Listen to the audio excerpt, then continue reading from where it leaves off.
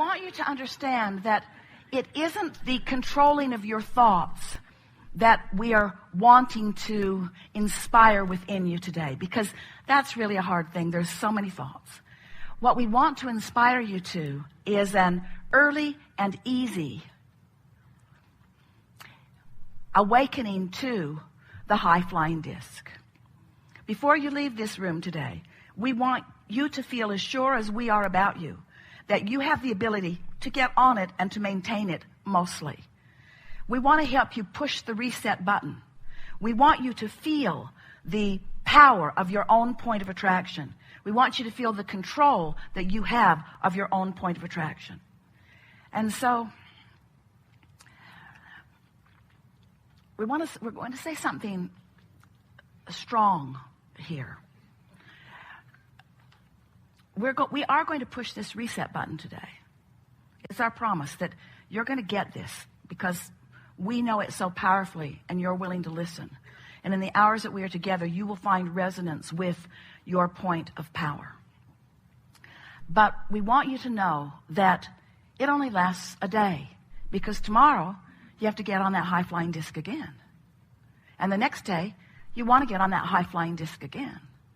So, and we want to say to you that you were born on it. You were born. How do I get on the high-flying disc? Well, you were born there. I know, but that was a long time ago. Now how do I get on it? Well, you have the potential of being on it every morning, unless you remember something unpleasant from yesterday, and that's, in other words, when you wake up, what disc do you jump on? Oh, yeah, I got to go to work. Yeah.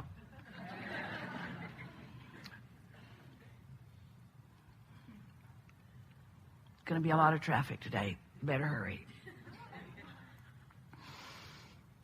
Oh, it's going to be hot again today. Or maybe you wake up into a household full of confusion and you just want to pull the pillow over your head and not get up. We want you, before you go to bed or before you go to sleep, to pre-pave your morning and say to yourself, in the morning, I'm going to get up, I'm going to wake up on the high-flying disc, and I'm going to acknowledge that I'm there, and I'm going to milk it as best I can. Now, you might not make it till breakfast. You might not even make it till you get out of bed. Esther has begun saying, she's been doing this for about 6 weeks now, and after about day 20, it became really, really easy to do. And she began saying to herself, oh, I'm awake, sort of a startling and profound announcement to herself. I'm awake. For a while she'd say, damn, I'm awake. I'm awake. I'm awake. Am I going to go back to sleep? Because sometimes she has the luxury of doing that. Or am I going to get up? Now, this was an important thing for her to acknowledge, because if she's going to go back to sleep, she doesn't want any thoughts to get going except thoughts of slumber. But if she's going to get up, she wants to make sure that the thoughts that she's thinking are thoughts that will be valuable to her. She wants to make sure that they are high-flying thoughts. And so usually she begins with some strong statement of appreciation of something that's very easy for her to appreciate. It doesn't take much. It only takes 17 seconds in order to begin your day. You've been saying for a long time, or maybe they've been saying for a long time before you got here, or maybe none of you have ever said this before in your life. Getting out of bed on the right side, or getting off on the right foot. That's what we're really talking about. Establishing your vibrational point of attraction first. Because we want you to understand that if you choose it first, it's so easy to get that positive momentum going. But if you wait until you've, without meaning to, by default, picked up and carried over some negative momentum, then it's harder for you to shift from that negative momentum. Law of attraction is the perpetuator of momentum. But you get to choose the direction of your momentum. And most of you are not doing that deliberately. You're just letting conditions that surround you that you might be observing be the reason for the momentum getting going. And then law of attraction just keeps it going until you hear someone like us say you create your own reality, and you say, that can't be true. If I really got to create my own reality, I would create a different reality, Abraham. And we say, you may very well, want to create a different reality, and you absolutely have the ability to do it, because there is nothing that you cannot be or do or have. You have the ability to get the momentum going. You have the ability to keep the momentum going. You have the ability to know when the momentum is in the direction that you don't want. You have the ability to slow unwanted momentum. You have the ability to speed wanted momentum. You have the ability to do all of it. You've just got to understand how you do it. And you have to understand momentum. We think you understand momentum, don't you? Have you ever sort of been a little ornery and made a comment and someone picked right up on it? Someone on the ornery disc with you. And then off you go. Now you're remembering things you haven't remembered in a long time. You're telling stories that you haven't told in a very long time. And this person is extracting stories from their past and now you've got a really good ornery meeting going.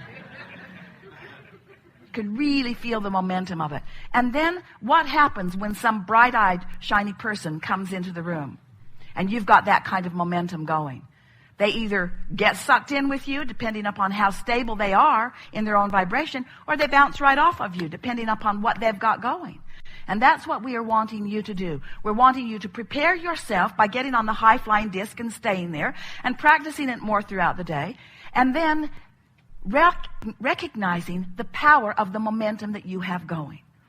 Once you get some of that momentum going, you're going to begin to notice the ramifications of momentum. And those ramifications are what you want to call materialization. You want to call it manifestation. We like calling it actualization or demonstration. So what happens when you get a really good momentum going is that the first thing that happens is you experience the manifestation of emotion. And we want to call emotion a manifestation because does it get any realer than feeling?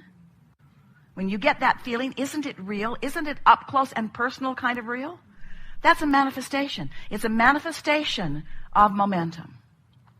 So, and you can tell by the way you feel whether it's momentum leading to something you want or leading to something you don't want. The next thing that happens is thoughts begin to flow. That's the next thing. Now, really what happened is the thought came first and the emotion came second. But we wanted to call the emotion the first awareness of manifestation. We think it will serve you if you realize that when you are feeling an emotion, that it is a demonstration of the beginning of things materializing. Because the emotion has materialized. The next thing that happens is thoughts begin to flow into your mind. Thoughts, a stream of thoughts. You're likely to get a really good idea about something. And you'll know it's a really good idea because it feels good when it comes. Now, depending upon what disc you're on and what kind of momentum you're gathering will depend upon how good or how bad the thought feels. The next thing that happens when you're on this high-flying disc is that nature begins playing with you. Nature plays with you. Jerry and Esther were in the Seashore State Park in Virginia Beach a few years ago. And when they first walked in, it was like the set of Star Wars, hanging mosses. And it was as if they were the only two people on the planet. Not a creature anywhere. And as they walked a little longer and began breathing and reveling in the beauty of the place and relaxing into their own rhythm and pace, the creatures began making themselves known. All kinds of little critters were coming out of the bushes. And they got to the ranger's station, and there was a picture with a caption under it that said, "The elusive silver gray fox." And Esther said to the ranger, "Are we going to see some of them?" And he said, "I've been here 13 years and I haven't seen one." Jerry and Esther came around a corner. The elusive silver gray fox was standing right in the intersection. Looked at them, they looked at him, he looked at them, they looked at him, he looked at them, they looked at him. He said, "Seen enough," and off he went. Now they're standing on a wooden walkway, a walkway that is above a sort of swamp. And Esther is standing with her feet sort of dangling over the edge. And Jerry said, "Honey, I don't I want you to just listen to the sound of my voice and move very slowly and deliberately back one step. And so Esther listened to the sound of his very calm voice and stepped back. And then he said, "Do it again." And she did. And he said, "Now look down." And there was a copperhead snake stretched out in the sun. And he laid there for a little while and said, "You seen enough?" Then off he went. So now Jerry and Esther are back at the ranger station. And Jerry said, "Did you know you have copperhead snakes?" And the ranger said, "No, we don't have any copperhead snakes." And Jerry said, "Well, you do now." Things that usually do not come out and play were coming out and playing because the vibrational resonance with that high-flying disc was emanating. And nature is the first responder beyond your own emotions and thoughts to demonstrate to you where your vibrational frequency is. Any nature ever playing with you? Hummingbirds doing ridiculous loop-to-loops in the gardens? Birds flying, obviously, just for entertaining you? Creatures of all manner, cooperative components of the universe, saying to you, now that you're getting the hang of this, we would like to demonstrate with you the alignment that we feel in you.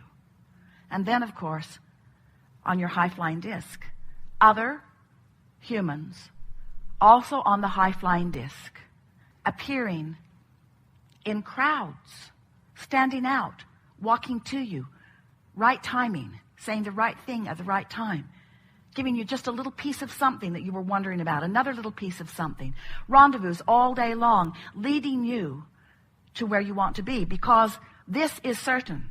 Where you stand and where you want to be is known by all that is. And when you take the time to wake up deliberately, acknowledging the high-flying disc and deliberately staying there and beating the drum of it and practicing it through the day, even if you fall off, you will. Even if you fall off, get on again. Even if you fall off, tomorrow get on. Even if you fall off, tomorrow get on. Until eventually Esther said, "Abraham, I refuse to accept that I have to wait until tomorrow to get back on the high-flying disc. You've given me too many tools. I like it on the high-flying disc. I'm going to be on the high-flying disc. I don't care what it takes to be on the high-flying disc. Even if I have to feel good, I'm going to be on the high-flying disc." And after a while, it just becomes such a steady point of attraction that you begin to feel like the invincible creator of your own reality that you are. Because you are the creator of your own vibrational offering. Because you have guidance to let you know. You have guidance to let you know. So there are two ways of knowing what disc you're on. First is how you feel. Next is what's manifesting around you. Those are the indicators. So this message is not about scolding you about being on anything other than the high-flying disc. You get to be wherever you want to be, and sometimes being on those lower discs is really a clarifying experience. For a while, Esther was hard on herself when she knew she was not on the high-flying disc. She would be really mad at herself for not having the self-discipline to stay there. And we would say to her once she would come back into earshot of us, "Esther, these are not negative moments. These are not bad moments. These are not wrong moments. These are clarifying moments. And how wonderful it will be for all of you when you're consistently hanging out on that high-flying disc. And then you have those little clarifying dips that just keep parlaying you into more and more and more clarity about who you are and what you want." Life is supposed to feel good to you, and it's not supposed to feel good later. It's not about planning that vacation or looking forward to retirement or waiting for your dream mate or your dream home or your dream vacation. It's not about waiting for something good to happen. It's about being in a place that the good stuff can rendezvous with you right now, you see. And you have the ability to control your vibration so that good stuff is rendezvousing with you right now. And you're going to reach the place where you're even willing to say the stuff that you didn't think you wanted that rendezvoused with you was still good stuff. Because out of it comes clarity. Out of it comes expansion. Out of it comes more potential for more good feeling. You have control of the way you feel. Therefore, you have control of everything that comes to you. Therefore, you are the creator of your own reality. We just want it to be fun along the way.